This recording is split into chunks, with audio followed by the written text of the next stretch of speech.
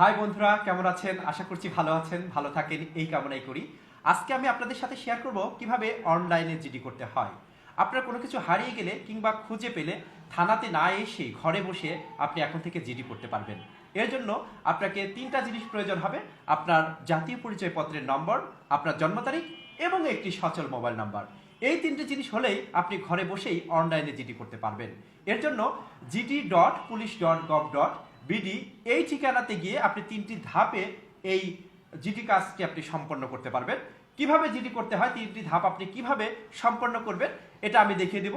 চলুন বন্ধুরা, আমরা স্ক্রিনে দেখে নিই কিভাবে তিনটে ধাপ আপনারা পূরণ করবেন। আমরা gd.police.gov.bd এই ঠিকানাতে গিয়ে গেলে পরে আমরা এরকম একটা পেজ দেখতে পারবো।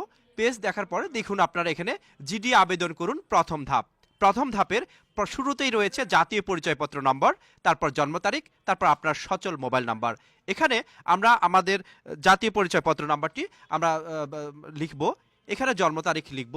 জন্ম তারিখের জন্য দেখুন এখানে রয়েছে। আমি মনে করুন যে আমার জন্ম 1985 সাল, আমি 85 সালটা সিলেক্ট করব এখান থেকে।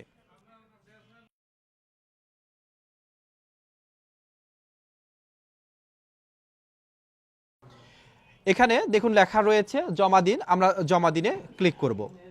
আমরা প্রথম ধাপ সম্পন্ন করেছি। দ্বিতীয় ধাপে গিয়ে আপনি কার পক্ষে আপনি জিডিটি করতে চান, নিজের জন্য নাকি অন্যের পক্ষে জিডি করবেন সেটি নির্বাচন করুন।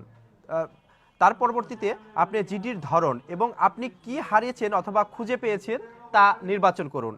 আপনারা সেখান থেকে নির্বাচন করে আপনার যদি জাতীয় পরিচয়পত্র হারিয়ে যায় তাহলে আপনি সেটা নির্বাচন করুন। আপনার যদি কোনো ডকুমেন্টস হারিয়ে যায় তাহলে সেটা আপনি নির্বাচন করুন, অথবা যদি আপনার কোনো যানবাহন হারিয়ে যায় তাহলে সেটা আপনি নির্বাচন করুন। এবং তৃতীয় ধাপে আপনি কোন জেলার কোন থানায় জিডি করতে চান, প্রথমে আপনি জেলার নাম সিলেক্ট করুন। পার্শ্ববর্তীতে আপনার অটোমেটিক্যালি আপনার থানাগুলোর নাম চলে আসবে। সেটা আপনি যদি বগুড়া সদর থানা হয় সদর থানা, অথবা অন্য কোনো থানা হলে পারে সেটা আপনি সিলেক্ট করুন।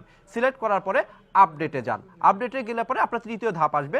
তৃতীয় ধাপে আপনার বর্তমান ঠিকানা এবং ঘটনা সম্পর্কে আরও বিস্তারিত লিখুন। অর্থাৎ আপনি জাতীয় পরিচয়পত্রে যেটা নাম্বার দেওয়া আছে, যে ঠিকানাটা দেওয়া আছে সেটা হচ্ছে আপনার স্থায়ী ঠিকানা। যদি বর্তমানে আপনার অন্য কোনো ঠিকানা থাকে তাহলে সেই ঠিকানাটা দিন এবং ঘটনা সম্পর্কে, অর্থাৎ আপনি যদি আপনার জাতীয় পরিচয়পত্র হারিয়ে ফেলেন তাহলে কোথা থেকে হারিয়ে ফেলেছেন, কিভাবে হারিয়ে ফেলেছেন সেটা আপনি বিস্তারিত বলতে পারেন। মনে করুন যে আপনি সাত মাথা থেকে আপনার পকেট থেকে পড়ে গিয়ে আপনার জাতীয় পরিচয়পত্রটি হারিয়ে গিয়েছে। আপনি সংক্ষেপে লিখতে পারেন যে ঘটনাস্থল সাত মাথা এবং সেখানে পকেট থেকে পড়ে গিয়ে হারিয়ে গিয়েছে। এবং আবেদন সম্পন্ন হলে লগ ইন করে আপনি আপনার জিডির সর্বশেষ অবস্থা জানতে পারবেন। আপনার তৃতীয় ধাপে গিয়ে যখন আপনি যাবেন তখন আপনার বর্তমান ঠিকানা এবং ঘটনা সম্পর্কে আপনি যখন বিস্তারিত লিখবেন এবং জিডি সম্পর্কিত কোনো ডকুমেন্টস থাকলে সেগুলো সংযুক্ত করুন। আপনার ইমেইল অ্যাড্রেস লিখুন। আপনার ইমেইল অ্যাড্রেস থাকলে আপনি ইমেইল অ্যাড্রেস দিতে পারবেন, যদি ইমেইল অ্যাড্রেস না থাকে তাহলে সেটা স্কিপ করে চলে যেতে পারবেন। সাবমিট বাটনে ক্লিক করে আপনি আপনার জিডিটি জমা দিন। জমা দেওয়া হয়ে গেলে পরে পরবর্তীতে আপনি লগ ইন করে আপনার জিডির অবস্থা সম্পর্কে জানতে পারবেন। চলেন আমি আপনাদেরকে দেখাবো কিভাবে লগ ইন করতে হয়। আপনি দেখুন হোম পেজ, যোগাযোগ, GD verify, log in, tutorial এবং ইউজার ম্যানুয়াল। আমরা কি করব, লগ ইন করবো। এখান থেকে লগ ইনে চাপ দিব। লগ ইনে চাপ দিলে এখানে দেখাবে ইউজার আইডি। আপনি যে মোবাইল নাম্বারটি দিয়েছেন সেটা হচ্ছে আপনার ইউজার আইডি এবং আপনাকে একটা কোড পাঠানো হবে আপনার মোবাইলে, সেটা হচ্ছে আপনার পাসওয়ার্ড। লগ ইন করার পরে এরকম একটা পেজ আসবে।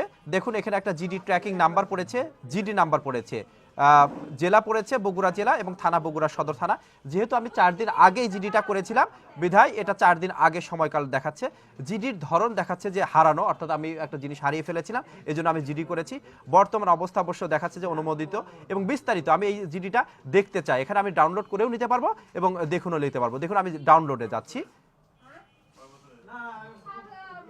দেখুন ডাউনলোডে গেলে এরকম একটা জিডি ট্র্যাকিং নাম্বার পড়েছে, জিডি নাম্বার পড়েছে। দেখুন বরাবর অফিসার ইনচার্জ বগুড়া সদর থানা বগুড়া জেলা, এগুলো কিন্তু আমি লিখিনি, কিন্তু অটোমেটিক্যালি এই এগুলো চলে আসছে। ঘটনা সম্পর্কিত বর্ণনা দেখুন পকেট থেকে পড়ে গিয়ে হারানো, এরকম একটা জিডি সুন্দরভাবে চলে আসবে। আপনি এভাবে পূরণ করলেই আপনার সকল কাজ, জিডির কাজ ঘরে বসে থেকেই সম্পন্ন হবে। হ্যাঁ বন্ধুরা, কোনো কিছু হারিয়ে গেলে কিংবা খুঁজে পেলে থানাতে না এসে ঘরে বসেই অনলাইনে এভাবে সহজ উপায়ে আপনারা জিডি করতে পারবেন। আমার এই ভিডিওটি যদি আপনাদের ভালো লাগে অবশ্যই লাইক কমেন্টস এবং শেয়ার করবেন। ধন্যবাদ বন্ধুরা।